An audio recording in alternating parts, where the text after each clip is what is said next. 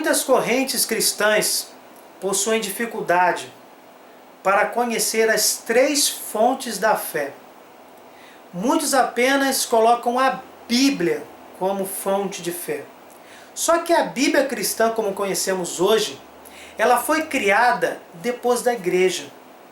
Ela foi criada por volta de 200 depois de Cristo, 167 anos depois de Jesus subir aos céus.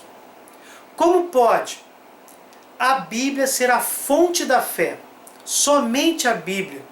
Se a Bíblia foi, por exemplo, criada pela igreja e que nós temos também como fonte de fé.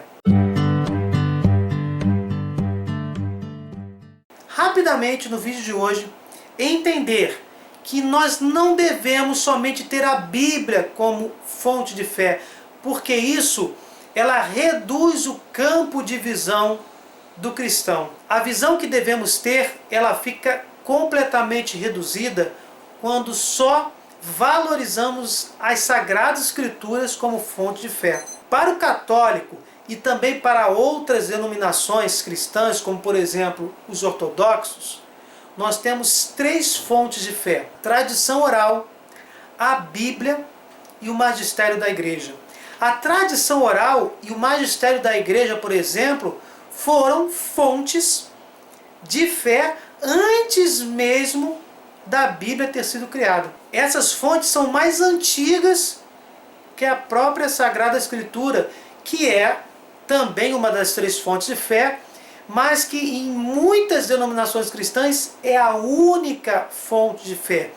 E como eu acabei de falar, com isso a visão da fé das pessoas fica reduzida e com isso, consequentemente, a desunião na doutrina dos cristãos acontece. Começam a surgir, como nós temos hoje, várias denominações cristãs, várias correntes teológicas, porque um grupo coloca somente a Sagrada Escritura como fonte de fé, o outro grupo a tradição oral e a Sagrada Escritura, o outro grupo as três fontes da fé, que eu acabei de citá-las, são as fontes de fé oficiais. Vamos ver, inclusive na própria Bíblia, que o magistério da igreja, vamos conhecer cada uma dessas fontes, mas vamos ver que na própria Bíblia o magistério da igreja e a tradição oral são sim confirmadas como fontes de fé. E desta forma nós vamos perceber que a Igreja Católica, que a Igreja Ortodoxa estão corretíssimas ao colocar a tradição oral, o magistério da igreja e a Bíblia como três fontes de fé de igual dignidade. Não existe uma maior que a outra. Vamos entender isso. Como eu já tinha mencionado, a Bíblia cristã ela foi criada mais ou menos 200 depois de Cristo, 167 anos antes de Jesus e os primeiros 12 apóstolos começarem a pregação do Evangelho, da mensagem de Jesus Cristo. Muito depois de Jesus Cristo já ter começado, fundado a sua igreja, acontece a condensação de todos os escritos sobre a vida de Jesus, sobre a forma como os apóstolos evangelizaram. Então nós temos aí os 4 evangelhos, Mateus, Marcos, Lucas e João, escritos por apóstolos e também por não apóstolos, mas que são discípulos de Jesus, são somente evangelistas, como o próprio Lucas.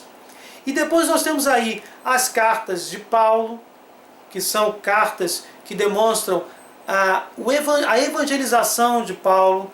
Vemos as cartas de Pedro, as cartas de João, o próprio segundo livro de Lucas, que são os Atos dos Apóstolos, que é uma continuação dos evangelhos, tendo como destaque os atos dos apóstolos, né?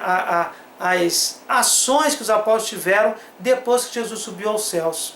E nós vamos ter a carta de Judas Tadeu, nós vamos ter aí as 3 cartas de João, como eu falei, inclusive o Apocalipse, que são escritos de João, apóstolo, e que também é evangelista.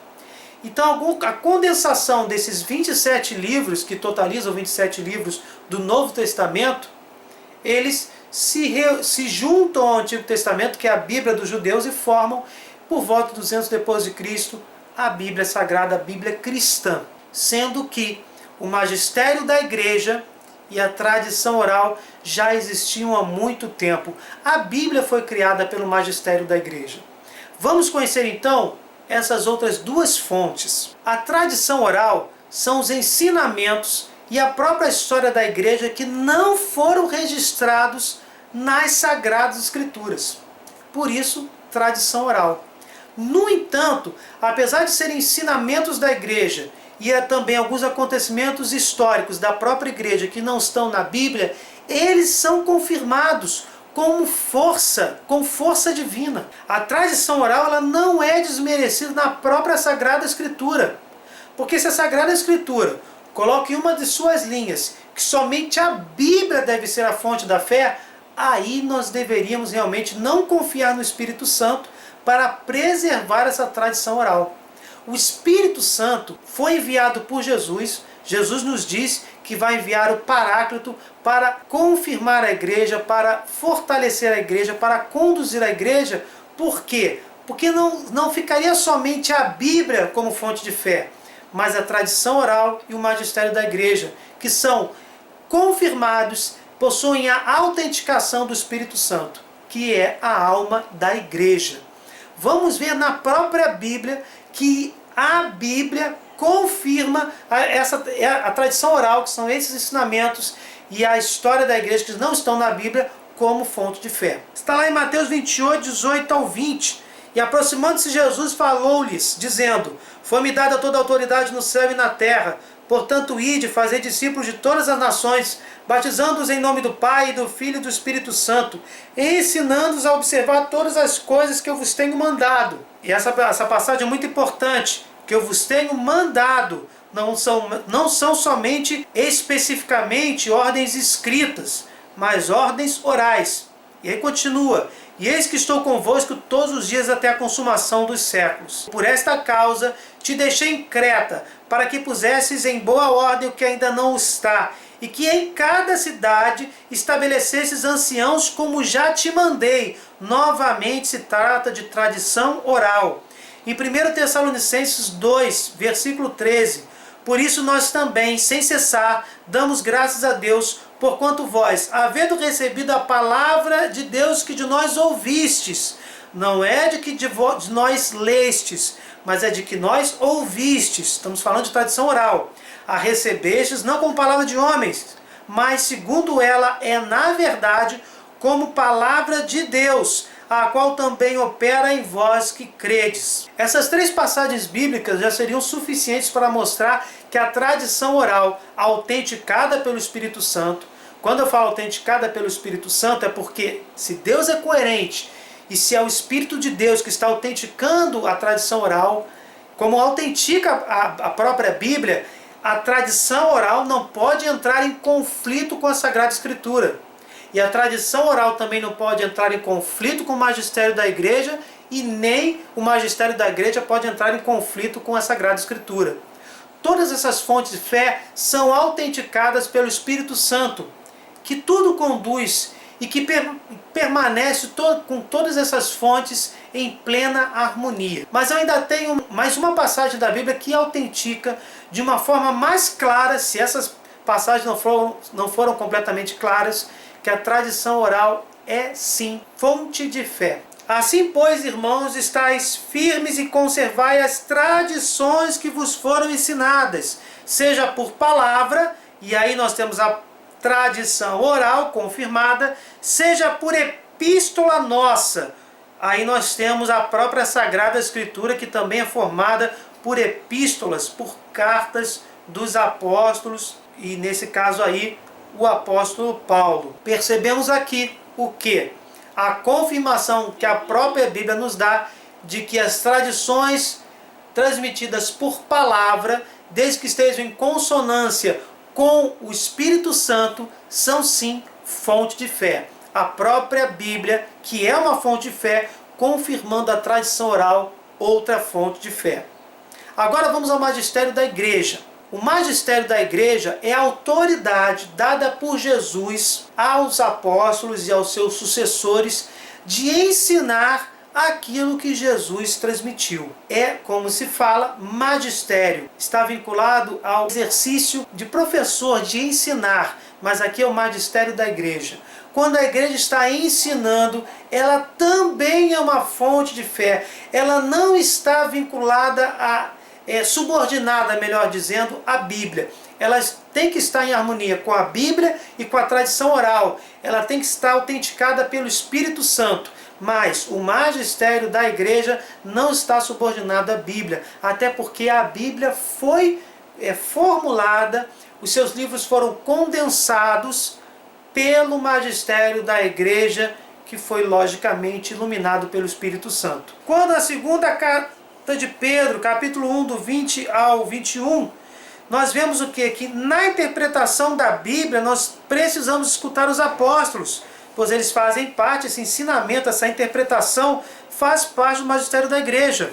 Sabendo primeiramente isto, que nenhuma profecia da Escritura é de particular interpretação, porque a profecia nunca foi produzida por vontade dos homens, mas os homens da parte de Deus falaram movidos pelo Espírito Santo. Novamente temos aí o Espírito Santo. Quantos cristãos dividem a igreja? Quantas seitas são criadas porque fulano, pastor fulano, teve uma interpretação particular, uma interpretação que difere completamente da interpretação do mesmo texto de outra igreja, que difere, por exemplo, da igreja católica, que difere da igreja luterana, que difere da igreja ortodoxa. E aí você tem uma particular interpretação. Essa interpretação nunca pode ter sido autenticada pelo Espírito Santo, porque o Espírito Santo, por natureza, não é incoerente.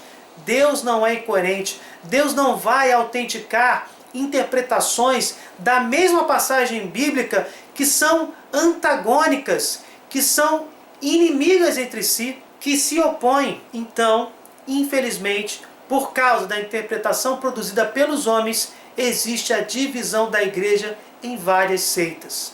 Por isso o magistério da igreja é uma fonte da fé. Não pode estar subordinada à Bíblia, até porque foi pelo magistério da igreja que o Espírito Santo criou as Sagradas Escrituras. Por isso as três fontes são igualmente importantes. Vamos ver que inclusive na própria Sagrada Escritura a interpretação da Bíblia pelos apóstolos, que é uma face do magistério da igreja, é sim algo abençoado e conduzido pelo Espírito Santo. Jesus fala, por exemplo, em Marcos 4, 10 ao 12, que para entendermos sua mensagem é preciso escutar os apóstolos. Quando se achou só, os que estavam ao redor dele com os 12 interrogaram-no acerca da parábola. E ele lhes disse: a vós é confiado o mistério do reino de Deus, mas aos de fora tudo se lhe diz por parábolas, para que vendo vejam e não percebam, e ouvindo ouçam e não entendam, para que não se convertam e sejam perdoados. Nestes versículos nós vemos o quê? Que Jesus dá autoridade a esses apóstolos, conta-lhes coisas em reuniões fechadas, para que as pessoas sejam humildes e escutem o magistério da igreja, para que não haja confusão.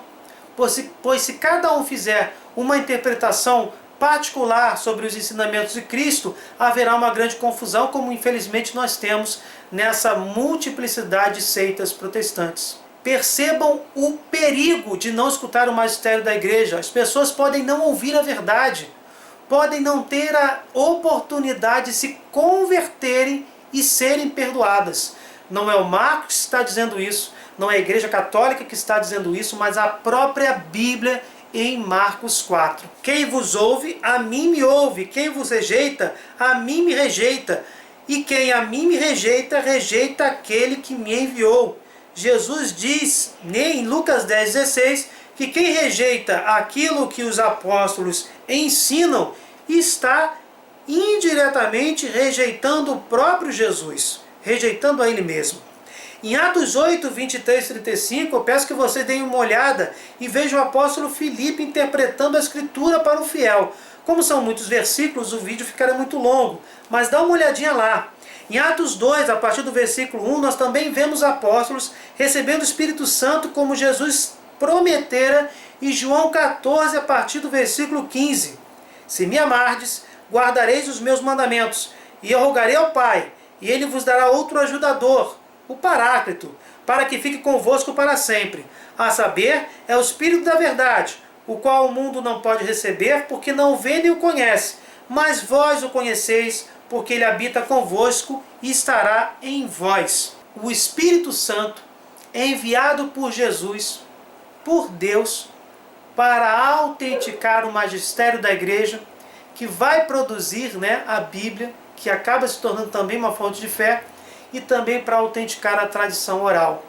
Portanto, elas têm igual dignidade e devem estar em harmonia. A Sagrada Escritura está gritando para nós que devemos sim aceitar a tradição oral e o magistério da igreja como fontes de fé, além da própria Sagrada Escritura. Isso é tão sério que existe o pecado contra o Espírito Santo, que não tem perdão. E esse pecado contra o Espírito Santo pode ser quando nós rejeitamos o ensinamento dos padres, o ensinamento dos bispos, que são sucessores dos apóstolos, o ensinamento dos apóstolos. Quando nós rejeitamos cabalmente, com plena consciência, o magistério da igreja, nós estamos com isso pecando contra quem? Contra o Espírito Santo, que autentica o magistério da igreja. Percebam o perigo que é, além da divisão, além da confusão doutrinal que existe com essa quantidade enorme de seitas, onde cada seita quer ensinar algo diferente acerca do Evangelho. Além desse perigo enorme, o perigo de se cometer o pecado contra o Espírito Santo. Mas isso não sou eu que estou dizendo, é a própria Sagrada Escritura. Portanto vos digo, todo pecado e blasfêmia se perdoará aos homens, mas a blasfêmia contra o Espírito não será perdoada. Essa passagem é claríssima. Se o Espírito Santo habita nos apóstolos e seus sucessores, bispos, padres e diáconos, no magistério da igreja, como está lá em João 14, a partir do versículo 15, negar esse magistério significa sim blasfemar contra o Espírito Santo, negar o Espírito Santo, negar a importância que o Espírito Santo dá ao magistério da igreja.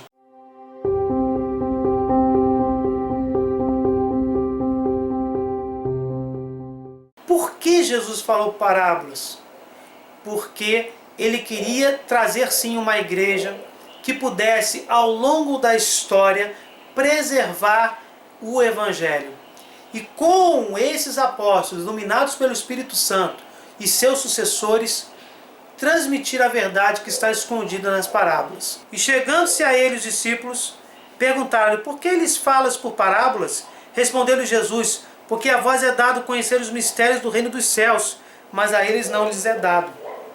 Pois ao que tem, dá-se-lhe-á, e terá em abundância, mas ao que não tem, até aquilo que tem lhe será tirado. Por isso lhes falo por parábolas, porque eles vendo não veem, e ouvindo não ouvem nem entendem.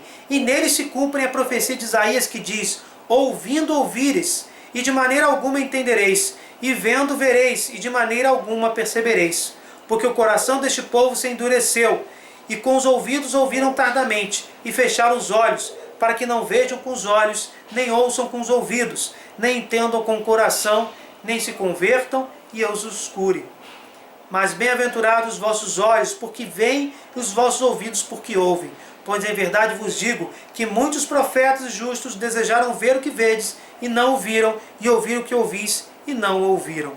Através das parábolas, Jesus fazia comparações com o mundo que cercava os mais humildes, e os mais humildes acabavam entendendo. Mas também servia para mostrar o quê? Que nós, cristãos, devemos ser humildes e sim, nos curvarmos diante da importância do magistério da igreja, diante da importância do Espírito Santo. Porque, gente, aceitar a autoridade dos padres, dos bispos, e por consequência o Papa, que é o bispo de Roma, não é estar à mercê de deturpações, mas sim ser humilde. Não devemos confundir autoritarismo com autoridade. A autoridade que não é abusiva não é autoritarismo. A autoridade é aquela em que nós percebemos, aí sim eu tenho a fonte da fé, aí sim eu posso entender. É quando você vai ao médico e ele descobre a sua doença e lhe dá o remédio certo. Você aceita a autoridade do conhecimento do médico, porque ele acertou na receita, ele acertou na medicação e através daquele remédio você ficou curado. É essa a diferença entre autoridade e autoritarismo. O magistério da igreja é a autoridade dada por Deus, dada por Jesus e autenticada pelo Espírito Santo. A autoridade dada essa aos apóstolos e seus sucessores, bispos, padres e diáconos, para nos orientar acerca dos assuntos da fé e da moral. Obviamente, fica sempre aquele critério.